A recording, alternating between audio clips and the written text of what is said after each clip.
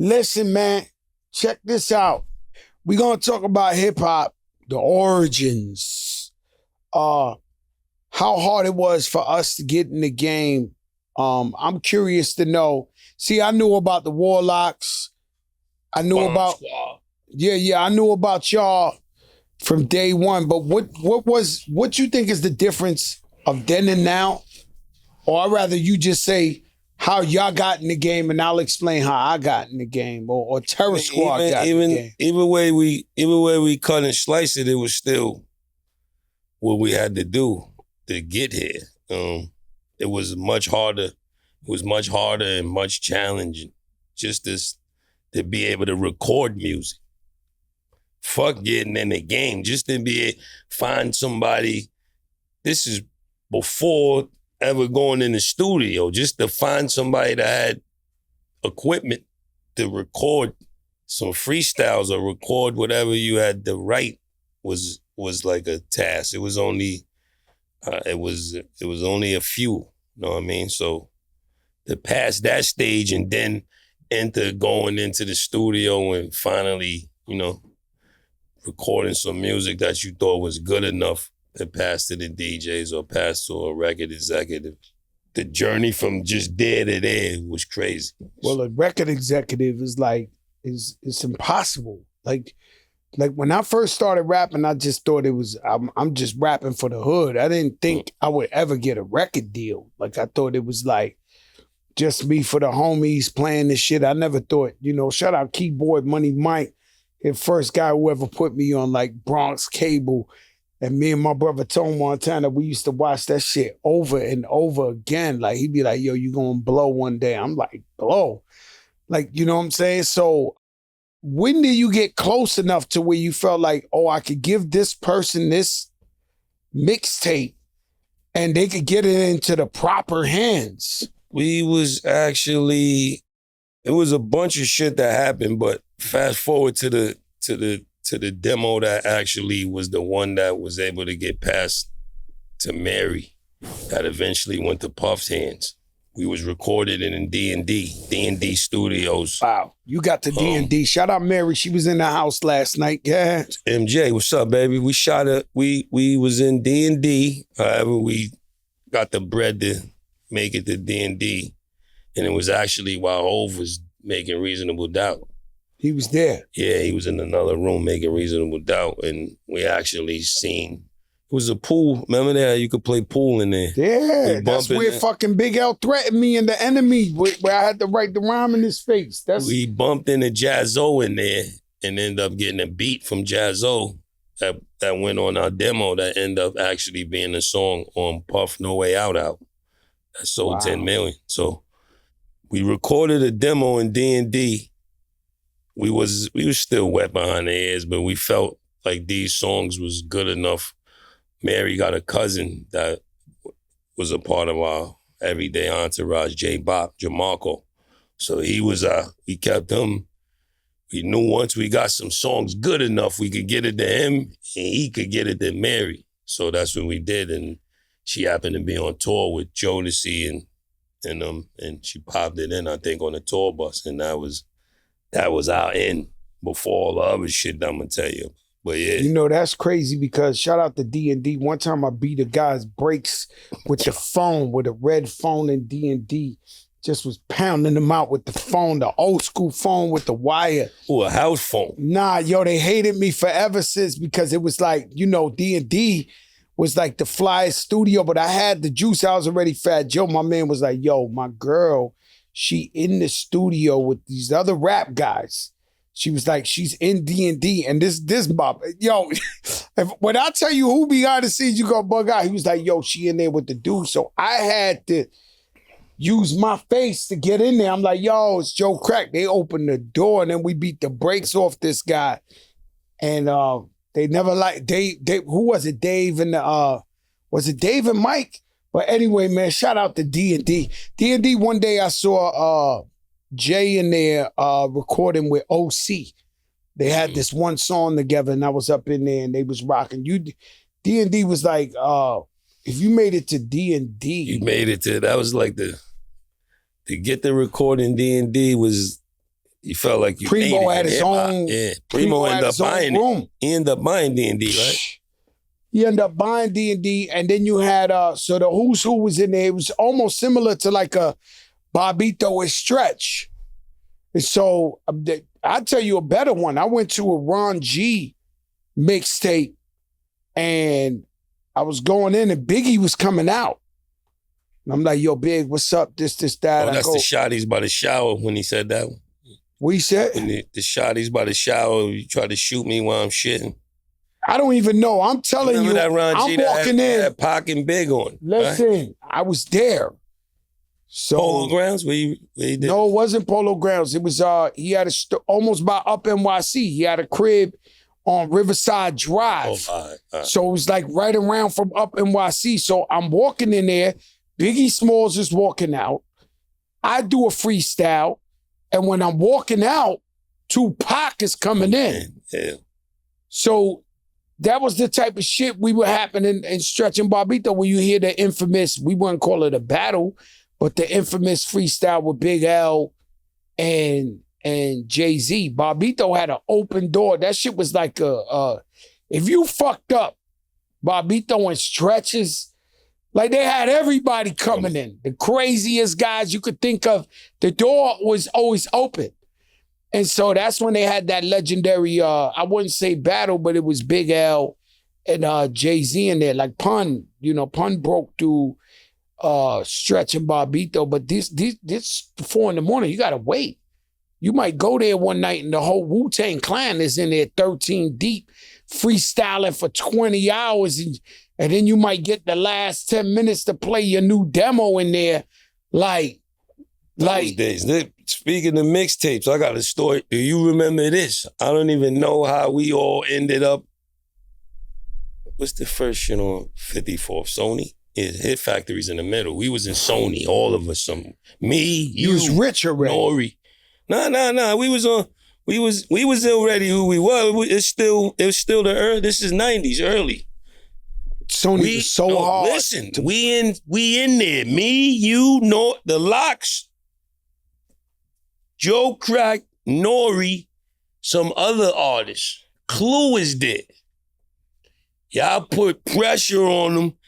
You felt he was putting your songs too far down the thing. Like, because in the mixtape era, if you wasn't in if they don't put you on a certain part of the tape, when they put you number 28 to 26, that's the ultimate. A disrespect. Yeah, nobody's listening to that. So you seeing me? I seen it was.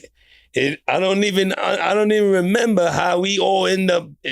We wasn't recording like a We Are the World or none of that for everybody to be there, but there happened to be mad artists in Clue, and y'all put a little pressure on Clue, like, yo, Clue, why the fuck you keep making my songs number 20 something in this? And good thing we worked that out. I saw Biggie. Clue hates the story, but I gotta say, Clue's my brother. He leaked one of them big songs. Bro, I was in Club USA. By the way, that was the flyest club ever. When Biggie came up to me at the Derringer, he had the 22 Dillinger. He was like, yo, you seen Clue? I swear to God, I just saw Clue. He was like, yo, you seen Clue?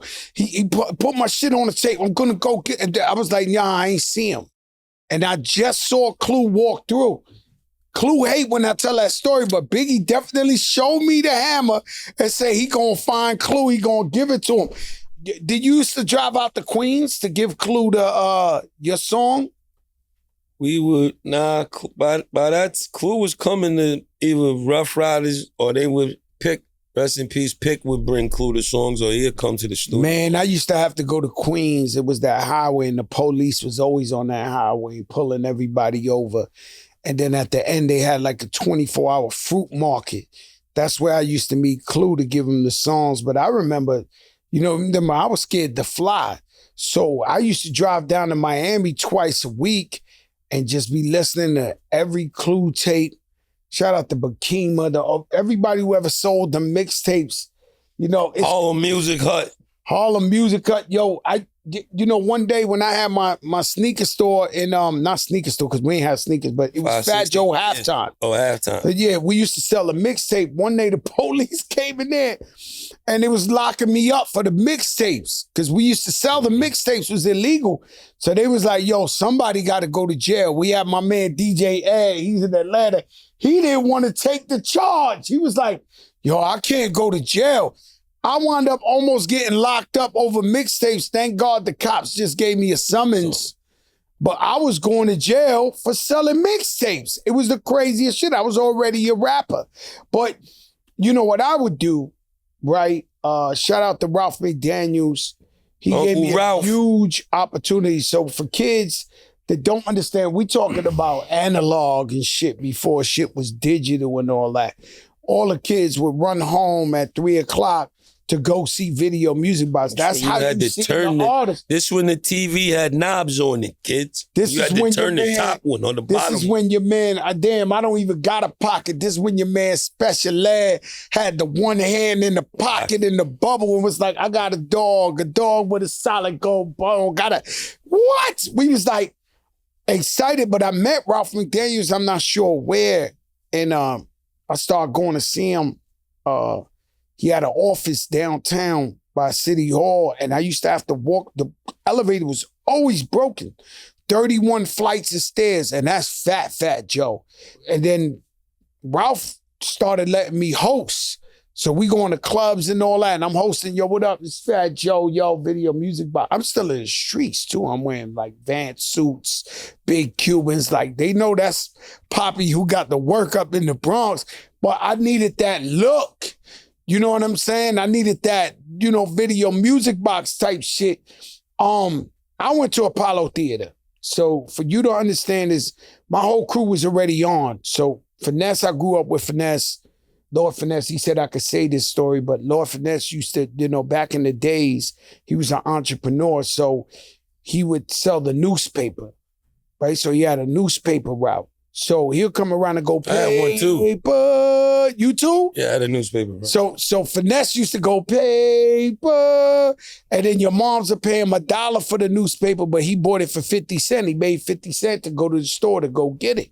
So I met Finesse through that, and we used to hang out. But he used to tell me all the time, yo, I'm going to be a rapper. Right, and I would go to his house. He would DJ. His grandmother was there. And one day I was listening to Red Alert. And your man Finesse, he played like 3 or 4 Finesse songs. And I was just like, he made it. If it wasn't for Lord Finesse, there would have never, ever, ever been Fat Joe. Like I would never believe that I could become an artist in my life. I had to see it to believe it. So when I'm listening to this, Lord Finesse is the man that you had to hear. I'm like, yo, I'm going crazy. And so Finesse gets on, Showbiz and AG get on, and Diamond was on before all of us, Stunts, Bloods, and Hip Hop, classic album. And so I said, you know what? I was hustling, I was in the streets, and I said, yo, I'm going to Apollo Theater. So y'all got to understand, I'm in the streets, making money, respected in the streets, doing everything I got to do. And I said, I'm going to the Apollo Amateur Night to get on. And this is a real story, right? So I'm already buying Dapper Dish. I'm caked up. You see me in the clubs popping bottles, all type of shit. I'm doing what I'm doing.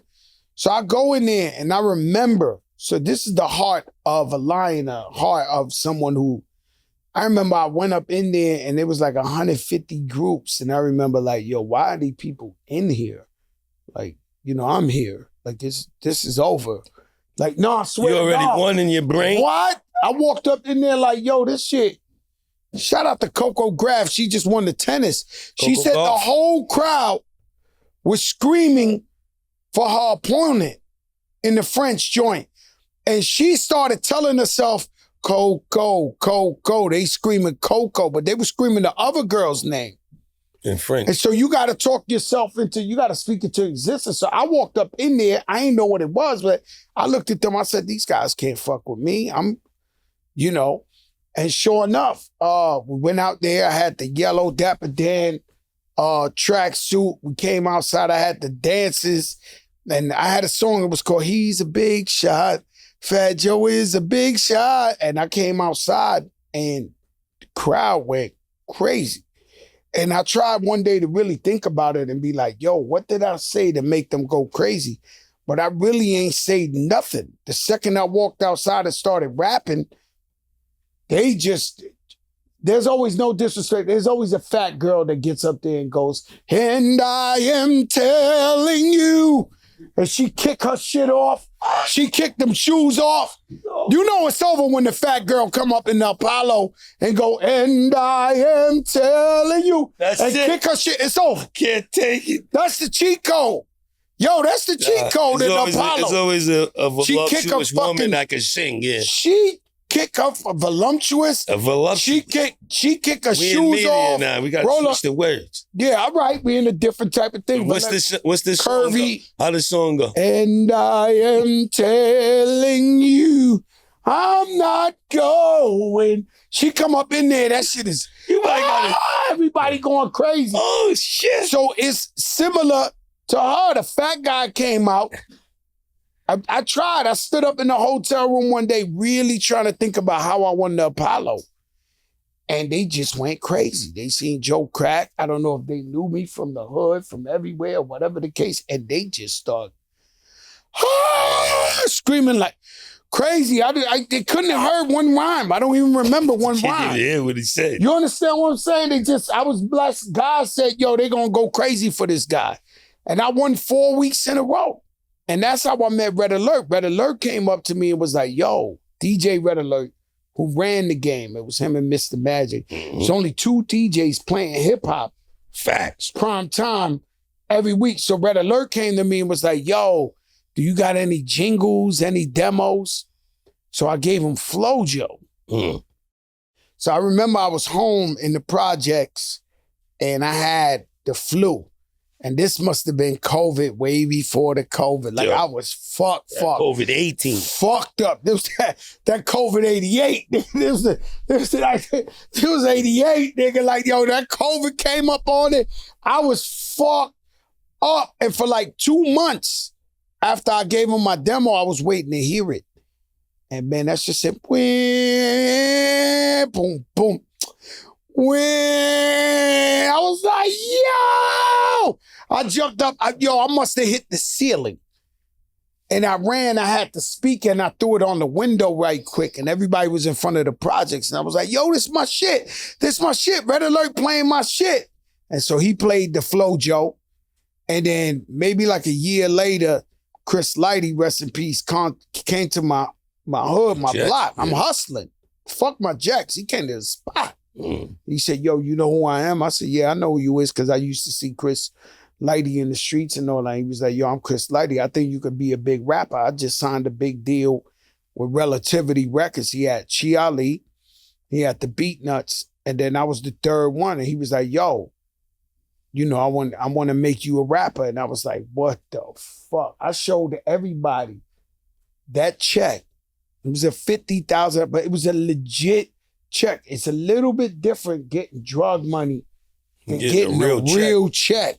Like, look, I got a real check. I'm showing everybody my check. Like, yo, my check. Like, yo. And that changed my life